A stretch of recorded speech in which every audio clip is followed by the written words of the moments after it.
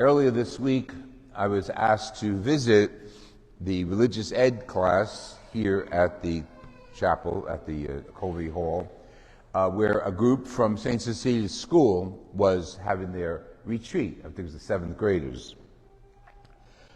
So I had no specific agenda. I was really interested in what they were doing that day, what they were talking about. So I sat with them. There were about 50 or so, yes. And I said, "What are you talking about? And do you have any questions for me?" And it's interesting how we as young people have a lot more in our heads and hearts than we think.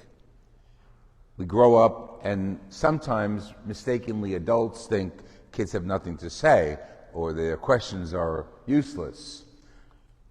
There were a lot of questions. One question that stood out was, "Why did you decide to become a priest?" "Oh," I said, "you got all day."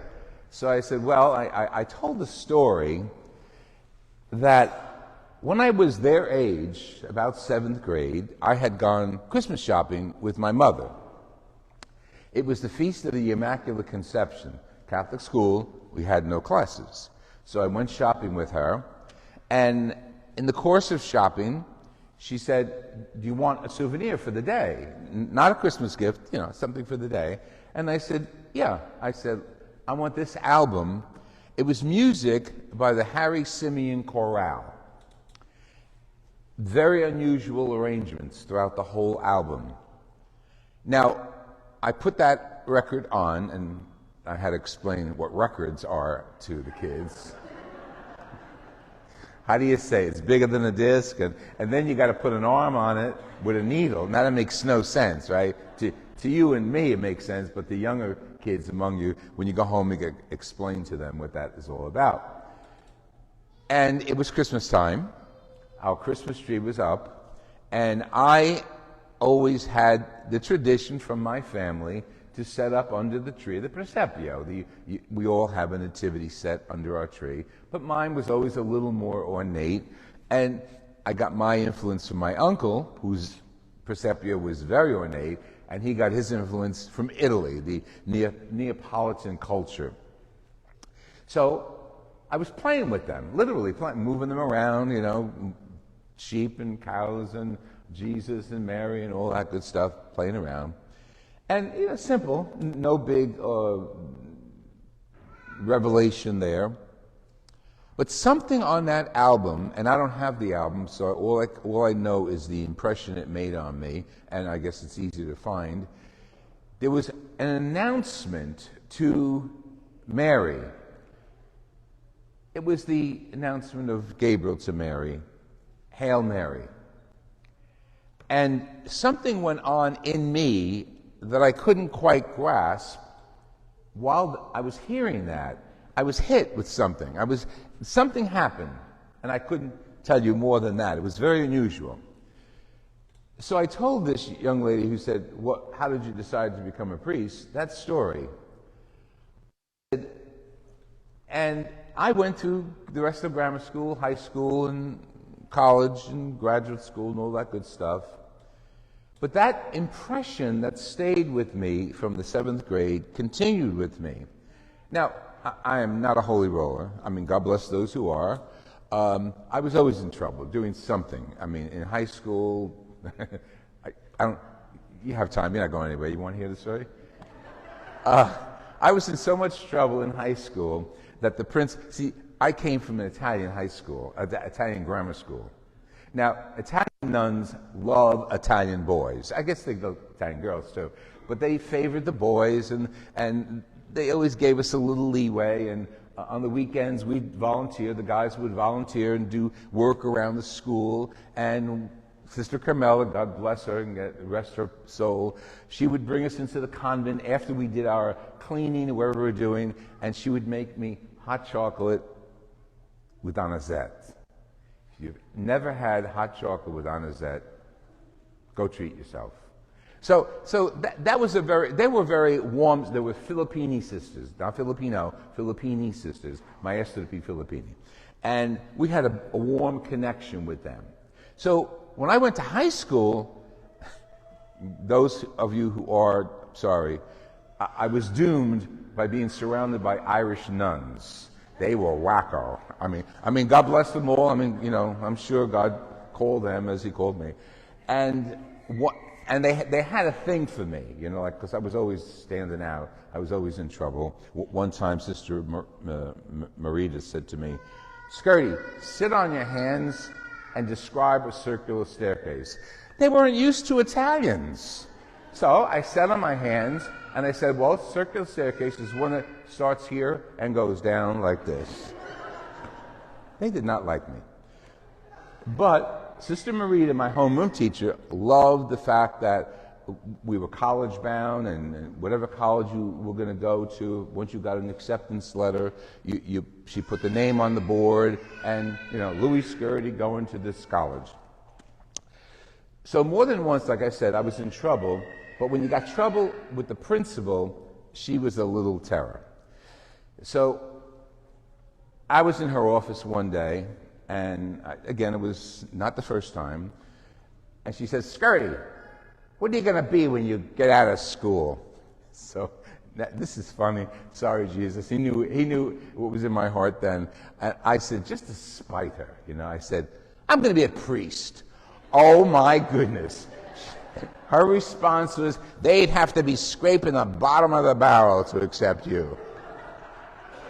Okay. She knew more than I did. I was only a high school kid. A few days later, I received a letter from Seton Hall University Divinity School, which meant I was accepted to the seminary. So I brought that into Sister Rose Marita. She wrote that on the board. She was as happy as a pig in a poke. And she says, "Go show the principal. Go show Sister, whatever her name was." I said, "I don't think she's going to be so happy about it." She says, "No, go show him." Okay, if I have to.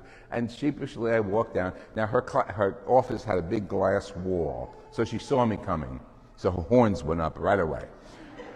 So I knock on the glass wall, and her response was just sweet, just like the Italian nuns. "Skirty, what do you want?" So I said, "They're scraping bottom." I said, "I've accepted into the seminary." She went berserk. And then I left, literally running down the hall, and through the school I hear, "Skirty, return to the principal's office. Skirty, return to..." So I didn't return. And I told Marita what happened, and she was very happy. Now, when a kid asks you, "Why did you become a priest?" and I had that as part of my repertoire, that kind of interaction with the church and interaction with people, it doesn't fit. And I said, but God decided to call me. And I went to one seminary and left that seminary, went to another seminary, and I loved what I was doing right along.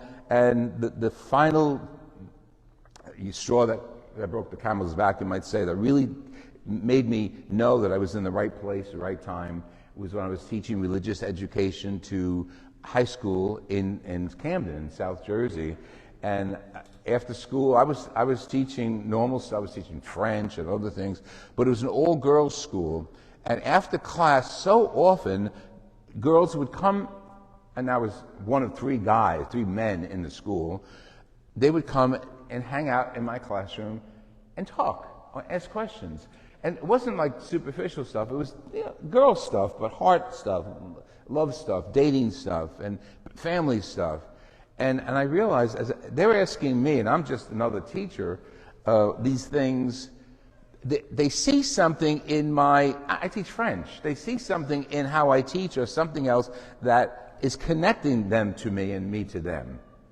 At the end of that year, I entered the seminary, the final seminary I was going to go to, St. Mary's, and from there I was ordained on the Feast of the Immaculate Conception.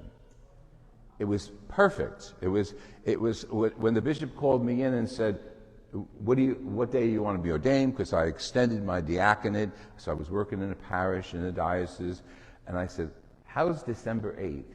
He says, Immaculate Conception. Okay, 10:15. And that's what it was. He was very right down the line. And I got ordained 50 years ago on December 8th. And it was wonderful. It was a great day, But it was the conclusion, I thought, but it was really the beginning, of that experience I had as a seventh grader. I'm saying that today because we're talking about Samuel. Samuel was given to the temple by his mother. Long story short, Hannah could not have children. She said to God, if you give me a child, I will dedicate him to you. God gave her Samuel, a son, and she dedicated him to God by having him work with Eli in the temple. So that's the kid. So the kid's around seventh grade.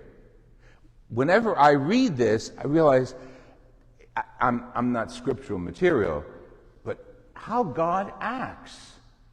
He called this troublemaker from Jersey City, Italo-Italian American, to be a priest, to do something that looks simple on the altar, but is not at all. To take bread and wine and give it back to the Father, and he returns it to us as the body and blood of his Son. Not a simple thing at all, a miracle. So when I read about little Samuel in the temple, I realize this applies to all of us. So his job was to serve Samuel in the temple, Eli in the temple, and he's doing about his business. It's nighttime. He goes to sleep. They probably have a little room off to the side. And it's a metaphor and a play on words. When you sleep in church, as they were sleeping in the temple, you know what happens. You miss things. In the scriptures, when someone is sleeping, things happen. And it's the way the scriptures authors give us the message.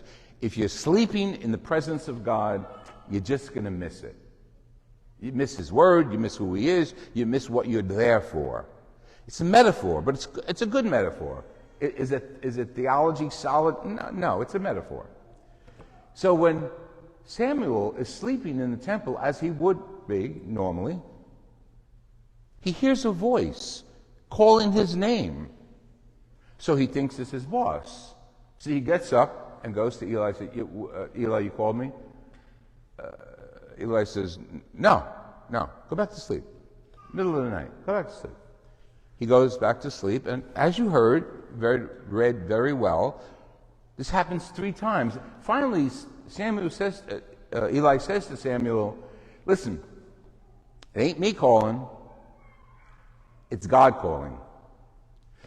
If you hear it again, just respond, and that beautiful entrance song said it all. Just say, here I am, Lord, I come to do your will. So the kid, again, go back to this 7th grader, wise guy, and I'm sure he was a 7th grader in his own synagogue school. Goes to sleep. Samuel, he hears it again. Eli told him what to say. Here I am, Lord, I come to do your will. And Samuel responds that way. Here I am, Lord, I come to do your will. One of the other questions one of the kids this week asked in the religious ed program, why don't we have today revelations like the people in the Bible had revelations? When they got a message from God directly, like Moses or some of the prophets or Jesus. And I thought about that. It's a great, insightful question. And my answer was, we do. Think of how God spoke to his people. And I'm going to put spoke in quotes. How he spoke to his people who didn't necessarily hear it in their ears, but they got the message through their prayer, through their insight, through their conscience.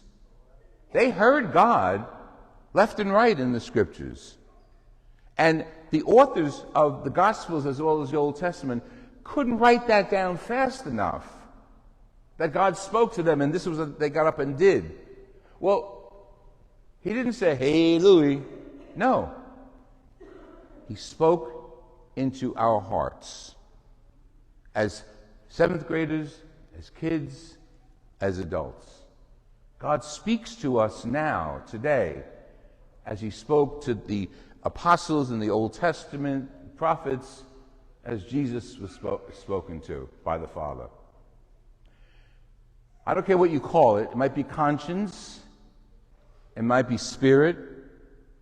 It might be personal connection. But God does speak to every one of us today. When we have a thought or an action or a request, and we respond wholeheartedly, and we respond with faith, and we respond with goodness, we're responding to the Spirit of God speaking to us, not by a record, 78 by the way, the big ones, speaking to us in our hearts. See, Paul made it very clear. Don't forget, you are temples of the Holy Spirit. So when we come to church, the Holy Spirit is here with us, and we present the gifts of bread and wine to the Father, and we say, bless them and let them become your Son's body and blood. The Holy Spirit is with us. And as we sit in my seat, your seats, music seats, everywhere, service seats, the Spirit of God is with every one of us, because we are all temples of the Holy Spirit. Forget brick and mortar. Every one of us is a temple of the Holy Spirit. Everyone has direct contact with the Spirit of God speaking through us and to us. As we do good, the Spirit is working through us. And don't forget, sometimes the temple gets dirty. Sometimes the temple gets messy. And that's Satan's in. Yes. Let me go to this person because he or she is weak. That's Paul saying all that in his letter today. Let me go to that person who is weak, who has all the abilities of the rest of the community, but this one's weak. Let me get in there. And when we follow the voice of Satan, you got sin, whatever it is in reference to. He speaks about the body, immorality, but whatever it is. Prejudice, sin. Hate, sin. Greed, sin. Response to God in prayer, prayer. Doing good, prayer. Leading the kids in the religious ed program, prayer. Serving Mass, prayer. Coming to church with the family, prayer. And every prayer is our response to God.